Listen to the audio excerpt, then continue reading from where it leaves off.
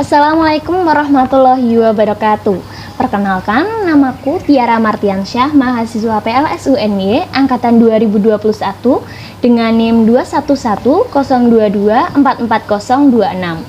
Kali ini aku akan mereview salah satu materi dari mata kuliah Ilmu Pendidikan yang diampu oleh Profesor Yoyon Suryono dan Ibu Irma Kusumawardani.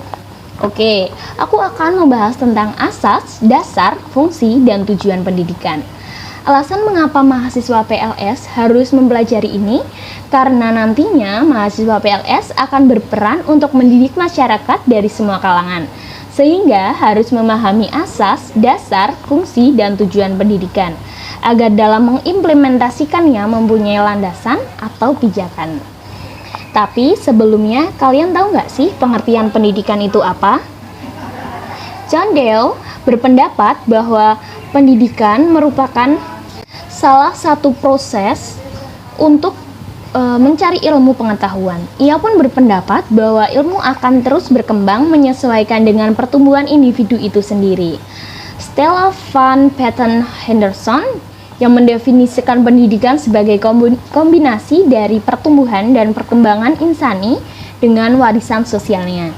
Ki Hajar Dewantara berpendapat pendidikan merupakan tuntunan hidup seseorang, di mana tuntunan inilah yang harus diajarkan sejak seseorang masih anak-anak. Pendidikanlah yang sebenarnya menuntun menemukan kekuatan kodrat masing diri seseorang itu sendiri. Dalam pengertian umum, pendidikan adalah proses pengubahan sikap dan tata laku seseorang atau kelompok orang dalam usaha mendewasakan manusia melalui upaya pengajaran dan pelatihan. Walaupun pendidikan itu universal, namun bagi suatu masyarakat, pendidikan akan diselenggarakan berdasarkan filsafat atau pandangan hidup, serta berlangsung dalam latar belakang sosial budaya pada masyarakat tersebut. Dasar pendidikan suatu negara tidak dapat dilepaskan dari filsafat atau pandangan hidup bangsa tersebut. Filsafat memberikan pandangan yang luas tentang pendidikan. Menurut Imam Bamadib, berdasarkan urutan-urutan timbulnya dalam sejarah alam filsafat, filsafat dapat digolongkan menjadi 4 tipe. Yang pertama, filsafat naturalisme, berpandangan bahwa semua datang dari alam yang bersifat fisik. Yang kedua, filsafat idealisme, berpandangan bahwa kenyataan itu terdiri atas substansi-substansi yang berupa ide-ide atau gagasan atau spirit atau jiwa. Yang ketiga, filsafat realisme, berpandangan bahwa hakikat segala sesuatu adalah sesuatu yang real, terbebas dari subjek atau manusia yang mengetahui. Yang keempat, filsafat pragmatisme, berpandangan bahwa kegunaan, manfaat, utilita menempati kedudukan utama dari segala sesuatu. Landasan pendidikan, landasan berpijak dan arah bagi pendidikan sebagai wahana pengembangan manusia dan masyarakat. Didasarkan pada filsafat atau pandangan hidup, terdapat landasan fisiologis, landasan sosiologis, landasan kultural, landasan historis, landasan psikologis, landasan iptek, landasan politik, landasan ekonomi, landasan yuridis. Dasar pendidikan, pijakan yang menjadi pegangan setiap upaya pendidikan serta menjiwai setiap langkah sejak dari merencanakan sampai melaksanakan pendidikan. Dasar pendidikan, pertama, agama. Karena semua agama memiliki tujuan yang sama, yaitu sama-sama untuk berilmu. Yang kedua, ideologi negara. Masing-masing negara memiliki pedoman yang berbeda, seperti Indonesia memiliki Pancasila sebagai pedoman. Asas pendidikan. Pendidikan memiliki beberapa asas, yaitu asas manfaat, asas usaha bersama, asas demokrasi, asas adil dan merata, asas berperikemanusiaan dan berkesinambungan, asas kesadaran hukum, asas kepercayaan, asas efisiensi dan efektivitas, asas mobilitas, asas fleksibilitas, asas belajar sepanjang hayat, dan asas ing ngarsa sung tulodo ing madya mangunkarsa tutwuri handayani. Asas manfaat menjelaskan bahwa pendidikan baik dalam keluarga, sekolah maupun luar sekolah harus dilaksanakan dengan mengingat asas kemanfaatan bagi masa depan. Asas ini juga berarti pendidikan harus mengingat kemanfaatannya bagi masa depan peserta didik, masyarakat, bangsa, negara, dan agama. Asas adil dan merata. Kata adil di sini mempunyai arti setiap orang berhak memperoleh pendidikan secara adil, tidak mengedepankan kalangan yang dianggap menonjol, tetapi semua mempunyai hak yang sama. Merata di sini sama dengan menyeluruh, artinya pendidikan diberikan kepada semua kalangan, baik dari kalangan rendah maupun tinggi. Jadi, asas manfaat, adil dan merata dimaksudkan adalah landasan atau pedoman yang berguna bagi semua orang ataupun khususnya kita sendiri untuk mendapatkan tempat yang layak seperti orang lain yang diberi hak dan kewajiban dalam kehidupan mereka. Asas adil dan merata menjelaskan asas yang diterapkan dalam menghadapi situasi yang beraneka ragam.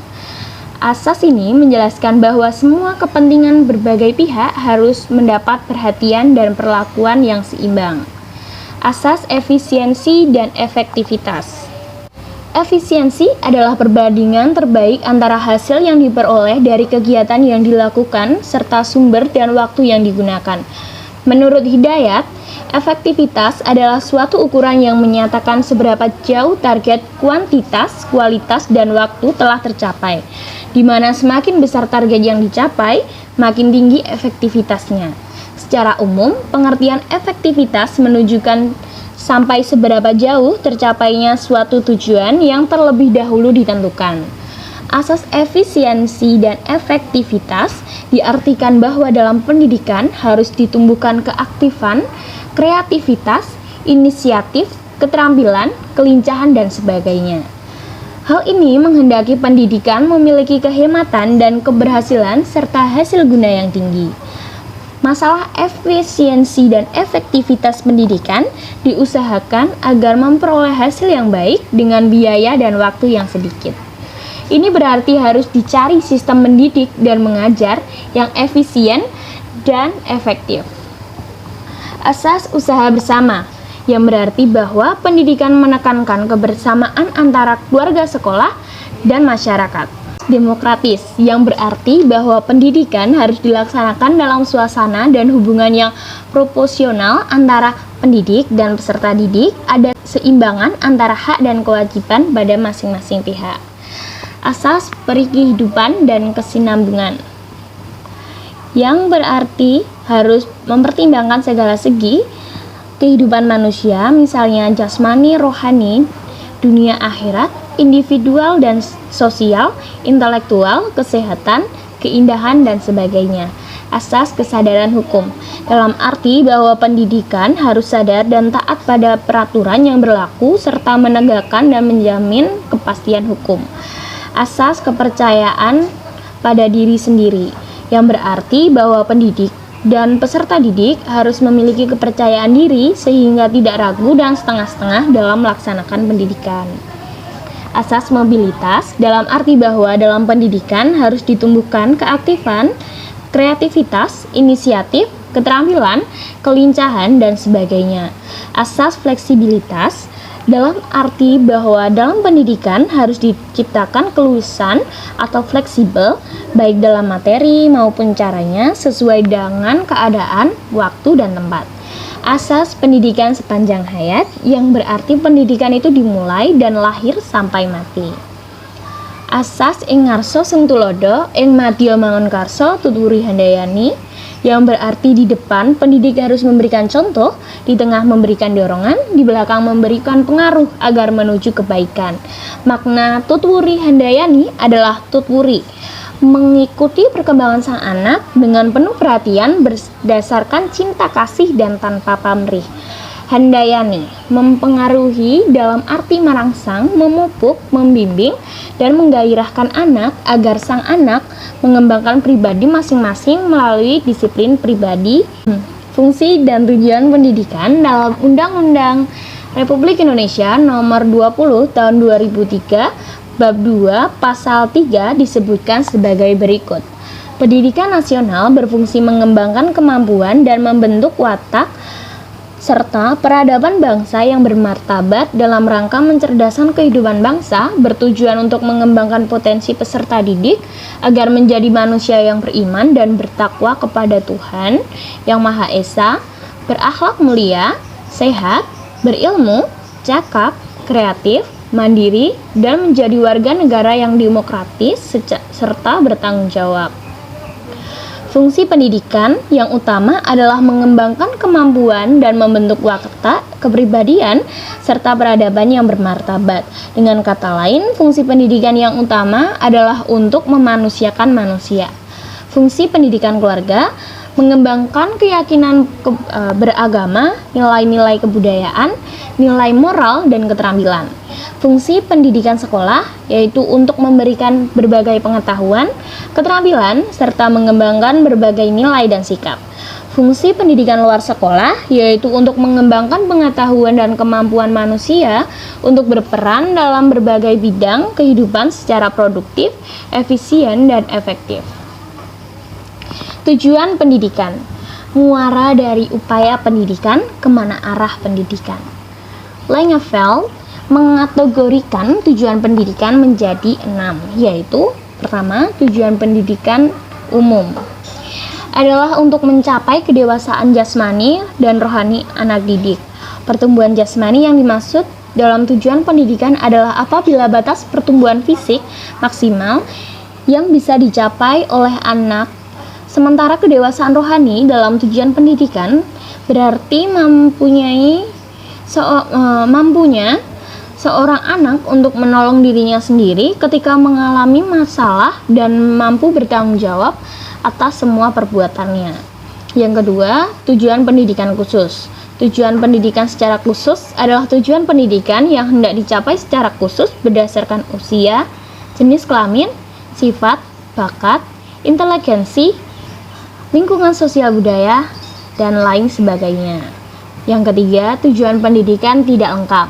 Tujuan pendidikan tidak lengkap adalah tujuan pendidikan yang menyangkut hanya sebagai aspek pada hidup manusia. Yang keempat, tujuan pendidikan sementara. Tujuan pendidikan terkadang tidak dapat dicapai hanya melalui satu langkah.